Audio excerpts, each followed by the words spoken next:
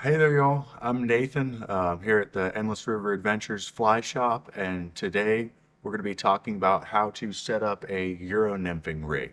This is a technique that we use quite a lot around here in the sections that we guide, particularly Tuckasegee, Nantahala, Upper Nantahala, which are kind of the more popular sections of river right near us here.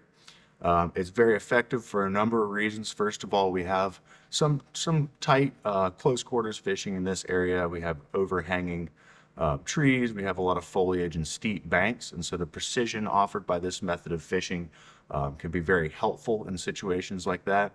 Then another reason is that the depth of the water here varies quite a lot. You could be fishing a deep, fast-moving pool and need to get down to the bottom of that pool, and then as you move up, you could be running into shallower runs, smaller pocket water, and the versatility of the Euro nymphing setup is just going to help you out a lot as you're transitioning from, several different styles of fishing.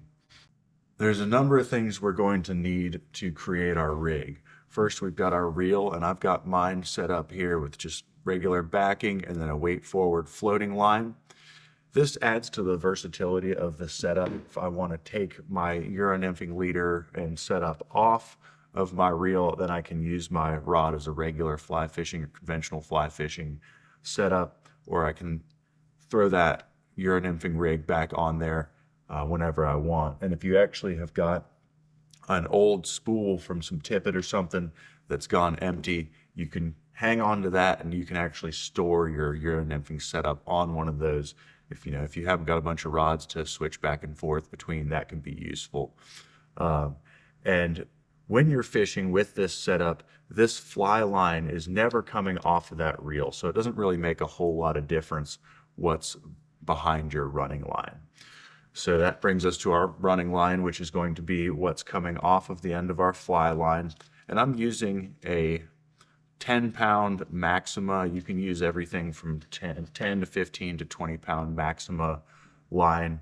We suggest Maxima because it is stiffer. It doesn't hold memory very well, so it'll have a nice straight, stiff line created from the tip of your rod down to that fly, and that's how you get that sensitivity with your Euro nymphing setup. You're going to use anywhere from 30 to 50 feet of this Maxima, and you're going to basically just make sure that you've got enough on there that that fly line below it is never coming off of that reel, even on the furthest cast that you're going to make. Now, in many cases, when you're Euro nymphing, you're not actually going to be sending a lot of line off when you're casting, but it's not uncommon out here, particularly when we're floating. If you're in a faster and deeper spot, I'll actually bring out a bunch of slack. I'll lob that fly way upstream of me and let that line shoot out, strip it in as the fly comes towards me, and that's giving that fly time to sink before it actually gets to the point where I'm going to raise my rod tip up, create that tight line, and allow that drift to pass right past me. So I'll probably use about 40 feet of this stuff for my setup here. Then from the end of your running line, you're going to have your indicator line. In this case, it's a tricolor. It goes green to black to pink. This is what I like to use. Whatever is most visible to you is probably going to be the best thing to use. So whatever you can see is what you want to use. And then the length of this that you're going to use really depends on what you're doing as well. I typically am going to use about 5 or 6 feet of this indicator line. You can go higher or lower than that. If you're going fishing somewhere where you're going to be going down deep quite a lot, you may want to go. I've heard of people even going out to 10 or 15 feet of that indicator line. If you're going to be fishing shallow, maybe you only need a short segment of it. So just sort of think about what you're going to be using that setup for. And then off the end of that, you are going to be using tippet. So that's kind of depends on where you're fishing, what size tippet you're going to use. I'm typically on the Nantahala here, I'm using a 3x section of leader to a 4x tippet, and I'll show you how to set that up towards the end of the demonstration. So to connect that Maxima to this fly line, we're going to start out just by using a simple loop to loop connection. So we'll be connecting a perfection loop to the existing loop on this fly line. And let's go ahead and demonstrate that perfection loop real quick. So this will be our perfection loop knot. We're going to create a loop by taking the running end, running it around behind the line. So we're creating a loop like that, and then we're creating another loop in front of that by bringing the end around the front. Then we'll take our running end over here. That will drop between the two loops, and then our front loop is actually going to come up through our back loop. So we'll pass that through like that, and we'll pull tight, and that is going to be our perfection loop right there. So we've got our perfection loop tied. We've got made sure this is a fairly dainty little loop there. We don't want it to be too large. We've snipped our little tag end, and we're going to go ahead and connect that to the loop on our fly line.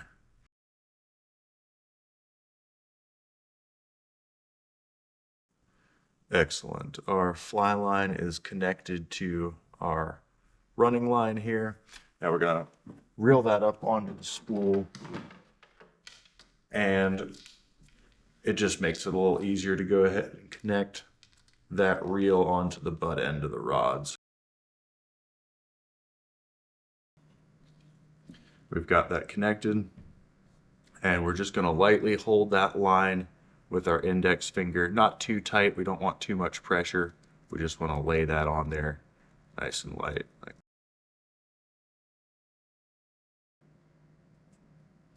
Now we've got our line onto our reel here. We're going to go ahead and take the reel back off just to make things a little easier on ourselves. We've got our running line attached. The next section here is going to be our colored leader section. The length of that section varies a bit. If you're going to be fishing deeper, you can go longer. I'll typically go for about 6 feet of 5 to 6 feet of this. But if you're going to be fishing really deep, go longer. If you're going to be fishing something that's a little bit shallower, you can go shorter. It's a little bit more personal preference. I've got about 6 feet of the indicator line here. And to connect the two of these, we are going to use a double uni knot. I know some other folks will use a blood knot in this case. The double uni knot seems to be a little bit more versatile, as it does a little bit better job of connecting two lines of two different diameters. So it's just a little bit more versatile for that reason. That's typically what I'll use. So this knot is for connecting two sections of line to each other. So we're going to overlap those two ends and make sure we've got a good amount of overlap, so we've got some length to work with. Then we're going to bring one end back and start wrapping around these two parallel pieces together. So rather than wrapping around, we're going through that loop we've created once, twice, 3 times, and then the last time we're just going to go through the loop and out the back like that. Then we're going to go ahead and tighten that knot down. So we've got one of our knots, and then we'll go ahead and do the same thing on the other side. So we're bringing that around. We're going to wrap inside of this loop once, twice, 3 times, and then our fourth is taking that end through the loop and pointing it back the way that came from, and we'll go ahead and tighten that down too, and then we'll pull these two together and they'll cinch into each other and create a really strong connection between those two lines. All right, so we've got our uni knot tied here, and out of all the knots in the system, this one is going to pass through the eyelets of the rod the most. So if you do have something available to cover up this knot, I recommend like a thick UV resin. You can create a little bead that just covers that whole knot and smooths it out. Or you can use a plyo bond. Will do the same thing, and that doesn't require the UV light. But just something to smooth that knot out so that's not going to be caught in your eyelets. Then we have a couple of options for what we want to do with the other end of our indicator line. Some folks like to use a tippet ring, and that can be quite effective. If you're using a tippet ring, you're basically just going to use the typical improved clinch knot that you would use on a fly as well, go into that tippet ring. And then if you want something that's going to be a little bit easier to tie onto, you can actually use a perfection loop on the end of this. So let's go ahead and tie that knot real quick. From here, we are going to put on our tippet. You can use whatever size tippet you think is proper for where you're fishing here on the Nantahala. I'll usually start out with a section of 3X tippet, and I'll get about 3 to 4 feet of that.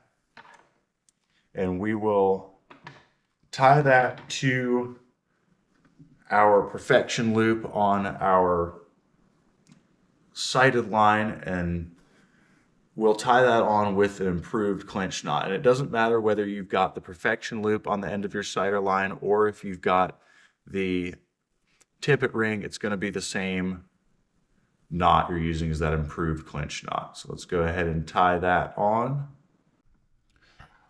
This is the knot that you're going to use to attach to your tippet ring or the perfection loop on the end of your sighter line.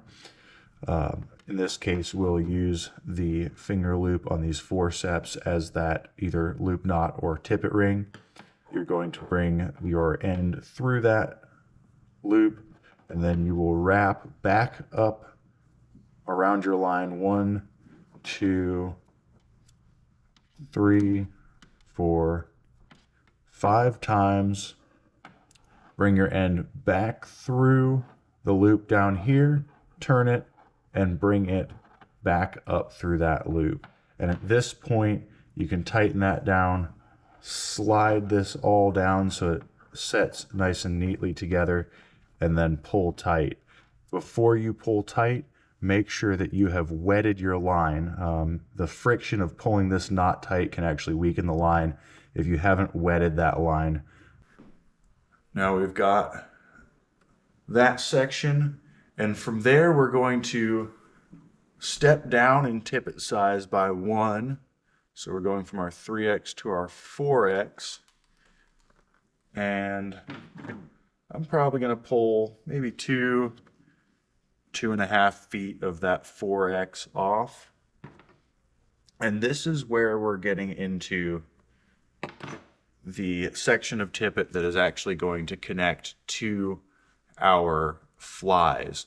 And what we're setting up right now is a setup that is going to have a larger, heavier fly down below, and then it's actually going to have a tag end coming off of the knot that we're going to use to connect our smaller flies. So we're fishing 2 flies with this particular rig. To connect our final section of tippet, we are going to use a double surgeon's knot. And we're going to make sure that we leave ourselves a little bit of tag end. We want probably at least 6 inches, if not a little bit more, tag end sticking out on the upward side of the knot or the back end of the knot. And we'll go ahead and tie that double surgeon's knot right now. This knot you will use to attach the thinner piece of tippet to the thicker piece of tippet at the very end of your system. Give yourself a decent tag end. This is the thinner piece here. You're going to be using this tag end to attach to a fly. This is your thicker piece here. You're going to lay these two together. This end of your thinner piece will be going down to your bottom fly. You're going to make a loop with both of these. You're going to take the lower end of these 2 lines, pass it through that loop once. You've got a single surgeon's knot, twice,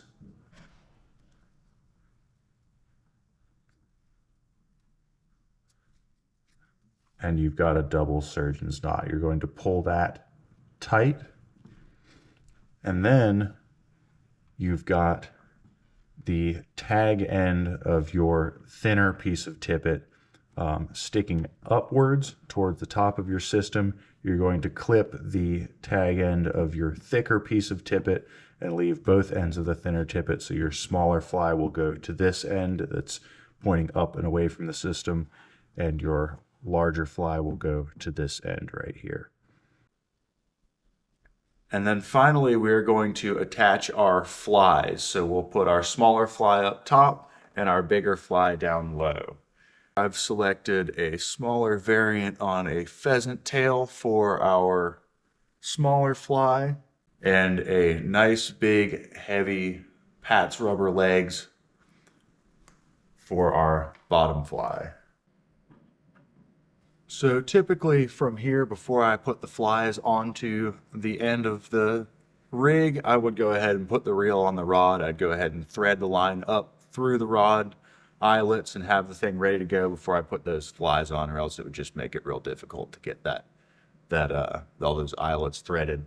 But for this, in this case, we'll just go ahead and put those on here to show you.